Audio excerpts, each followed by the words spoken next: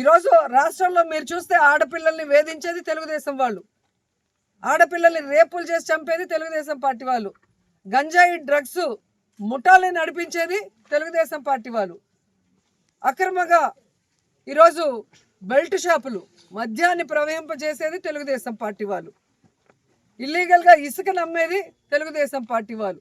అంటే వాళ్ళని పట్టుకోవడం ఆపేసి, వాళ్ళ మీద కేసులు పెట్టడం ఆపేసి, ఈరోజు తెలుగుదేశం పార్టీ వాళ్ళు మాకు వీడు నచ్చలేదు, వీడి మీద కేసు పెట్టు, వీడు నచ్చలేదు, వీడి మీద కేసు పెట్టు, లేదా వీడు పవర్ఫుల్, వీడు ఊర్లోంచి బయటకు పోవాలి.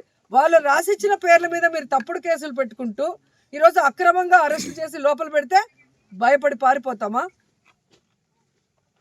ఈరోజు కూటమి ప్రభుత్వం ఎంత వరస్ట్గా తయారైందంటే ఎక్స్ మినిస్టర్లు, ఎక్స్ ఎమ్మెల్యేలు, ఎక్స్ ఎంపీలు, ఐఏఎస్ ఆఫీసర్లు, ఐపీఎస్ ఆఫీసర్లు, వ్యాపారస్తులు ఎవ్వరూ లేదు.